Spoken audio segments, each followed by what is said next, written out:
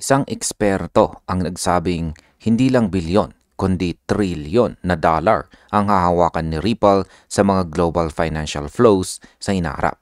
Habang maraming tao ang nakatuon sa balitang Western Union na piniling gamitin ang Solana, isa pong analyst na si Ginoong Dom Cook mula sa ECA ang nagbigay ng mas malalim na pananaw. Ayon po sa kanya, hindi nakikita ng marami ang totoong laki ng operasyon ni Ripple sa likod ng mga headlines.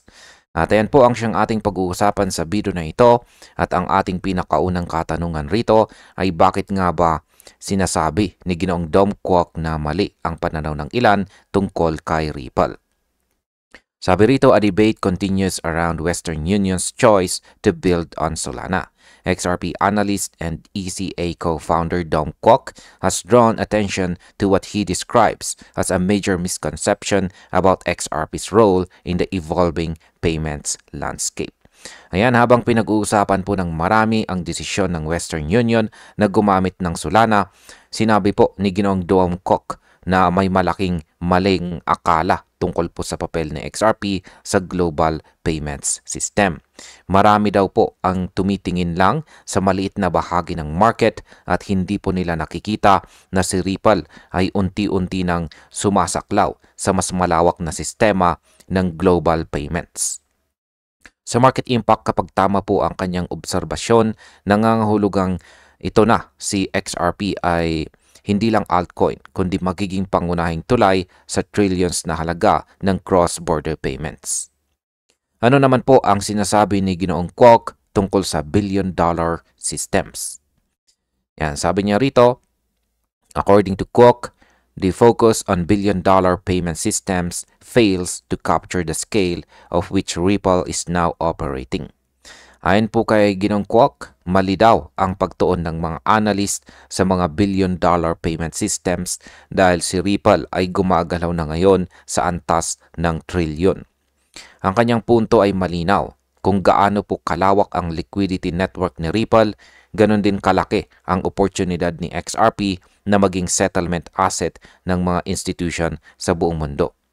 Ang market impact po dito ay ito ay indikasyon na maaari pong tumaas ang demand kay XRP sa institutional level na posible pong magpataas ng presyo sa mga susunod na buwan. Ang sunod na katanungan ay ano naman ang dahilan ng sobrang laki ng galaw ni Ripple? Sabi rito, he argues that recent strategic acquisitions by Ripple position the company to engage with trillions of dollars in institutional liquidity and settlement activity, making its market exposure for larger than that of traditional remittance firms. Paliwanag po natin. Ayon po kay Ginoong Kwok, ang mga bagong strategic acquisitions po ni Ripple ang dahilan kung bakit kaya nitong makipag-ugnayan sa mga institutions na may trilyong-trilyong dolyar na liquidity. Dahil po dito, mas malawak na ngayon ang saklaw ni Ripple kumpara sa mga traditional na remittance companies. Sa madaling salita, lumalawak na ang kontrol ni Ripple sa mismong puso ng global finance. Sa market impact, ang pagkakaroon po ng access sa institutional liquidity ay nagpapahiwatig ng long-term stability para kay XRP at pwede pong magdala ng sustained bullish trend. Ngayon ay paano naman po lumalawak ang financial network ni Ripple? Sabi rito ay Ripple's recent acquisitions have attracted particular attention from analysts who see them as indicators of a deeper structural shift. These deals extend Ripple's reach far beyond its previous partnerships with banks and payment providers. Paliwanag po natin, ang mga bagong acquisitions daw ni Ripple ay nagdulot ng malaking atensyon mula sa mga analyst dahil nakikita nila ito bilang simula ng malaking pagbabago sa structure ng global payments. Hindi na lang ito limitado kay Ripple sa pakikipag-partner sa mga bangko, kundi aktibo na rin siyang bumibili ng mga kumpanyang may direktang koneksyon sa malalaking financial flows. Sa market impact, ang ganito pong mga hakbang ay karaniwang sinusundan ng pagtaas ng investor confidence na posible pong magpalakas sa presyo ni XRP. Ngayon ay anong mga kumpanya ang binili ni Ripple?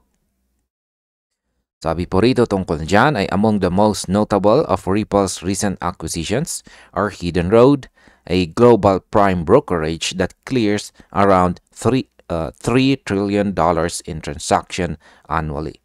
G-Treasury, a multinational treasury management company that facilitates trillions in yearly payment flows across more than 160 countries. Ayan, isa po sa mga pinakamalaking acquisition ni Ripple ay ang Hidden Road. Isa po itong global brokerage na nagproproseso ng halos $3 trillion na transactions bawat taon. Pinili rin po nila ang G-Treasury na isang kilalang kumpanya na namamahala ng trilyong-trilyong halaga ng payment flows sa mahigit 160 na mga bansa. Dahil dito, direkta pong napapasok ni Ripple ang mga network na dati ay eksklusibo lamang sa mga malalaking bangko. Kaya sa market impact, ang ganito pong access ay maaring magbigay kay XRP ng mas malaking role sa international settlements na posible pong magpataas ng demand at saka presyo. Ngayon ay ano pa ba ang iba pang malaking hakbang ni Ripple? Sabi rito ay Ripple also acquired Rail, a rapidly expanding payments platform responsible for approximately 10% of all stablecoin-based transactions worldwide. Ayan, bukod pa raw rito ay binili ni Ripple ang Rail, isang lumalawak na payments platform na may hawak ng halos 10% ng lahat ng stablecoin transactions sa buong mundo. Ang pagbili po na ito ay nagpapakita ng kagustuhan ni Ripple na magkaroon ng direktang kontrol sa mga modern system ng digital payments. Sa market impact, kapag na-integrate po ang XRP Ledger sa Rail, maaari itong magbunga ng mass adoption at tuloy-tuloy na paggamit kay XRP sa global scale. Ngayon ay bakit po ba napakahalaga ng ownership strategy ni Ripple? Sabi rito tungkol dyan ay analysts view these purchases as more consequential than traditional corporate partnerships as they give Ripple direct ownership and operational control over platforms that already manage vast liquidity volumes. Ayan, ayon na po sa mga analyst, mas makabuluhan daw ang mga pagbiling ito kaysa sa simpleng partnerships. Dahil kapag pagmamay-ari na ni Ripple ang mga platform, may kakayahan na itong baguhin ang mismong sistema ng settlement. Ito po ang uri ng control na pwedeng magpabilis ng paggamit kay XRP bilang default asset sa kanilang ecosystem.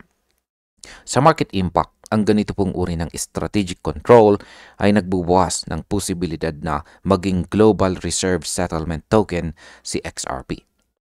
Paano naman po konektado si XRP sa long-term vision ni Ripple?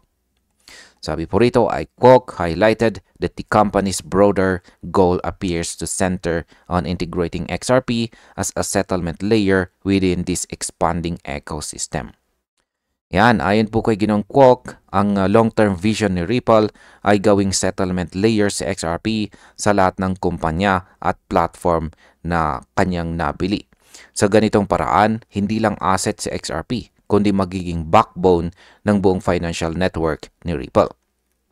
Sa market impact, kapag nangyari po ito, magiging mas valuable sa XRP dahil ito na mismo ang token na ginagamit sa pagsettle ng multi-trillion dollar transactions. Paano naman po naiiba si Ripple sa Western Union at saka Solana?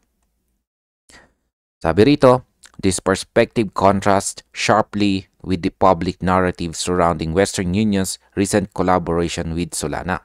Western Union's stablecoin, USDPT, will launch in 2026 to facilitate global money transfers and digital cash outs, potentially managing over $100 billion in annual flow. Ayan. Habang ang Western Union daw ay nagla-launch ng stablecoin na USDPT kay Solana Network para po sa humigit kumulang $100 billion na global transfers, si Ripple naman ay nakatuon sa mas malalim at mas malaking ecosystem na nag-ooperate sa trilyon. Ayon po kay Ginong Kwok, hindi dapat ikumpara ang $100 billion sa trillions na kontrolado ng Ripple. Ang market impact po nito ay ang ganitong pagkakaiba ay nagpapakita kung gaano po kalaki ang potensyal na XRP kumpara sa ibang crypto na nakatuon lang sa retail remittance. Ano naman ang sinasabi ng ibang industry experts? Sabi rito ay market commentator Scott Melker recently questioned whether XRP still holds relevance in the global payments market. Supporting this view, Flare Network CEO Hugo Fillion has previously stated that Ripple's direction points toward trading and asset management infrastructure. Yan, may mga analyst tulad po ni Scott Melker na nagtanong kung may saysay pa ba sa XRP sa global payments industry matapos pong piliin ng Western Union si Solana. Pero ayon po kay Hugo Fillion ng Flare Network, mas malawak na raw ang direksyon ni Ripple ngayon dahil nakatuon na ito sa trading at asset management infrastructure, hindi lang simpleng remittance system. Pagdating po sa market impact, ang ganitong paglipat ng focus ay maaari pong magpataas sa institutional use case ni XRP na siyang magpapalakas sa long-term valuation nito. At bilang panghuli, ang aking opinion naman tungkol dito ay kung pagtitingnan po natin ang lahat ng galaw ni Ripple, malinaw na hindi po siya nakikipagkompetensya sa mga maliit na remittance systems or maliit po na remittance firms. Ang layunin niya ay hawakan ang trillion-dollar institutional flows at gamitin po sa XRP bilang pangunahing settlement asset ng bagong global financial system. Habang ang ibang project ay abala po sa mga maliit na partnership, si Ripple ay tahimik na bumubuo ng sarili po niyang imperyo. Yan, sarili po niyang imperyo sa likod ng mga strategic acquisitions. Kaya kung totoo po ang analysis ni Ginoong Dong Kwok, malapit na nating makita sa XRP na hindi lang tumataas sa presyo kundi nagiging haligi ng bagong global system ng pera. At ayun, hanggang dito na lamang po tayo sa video na ito mga ka-crypto. Maraming salamat sa panonood.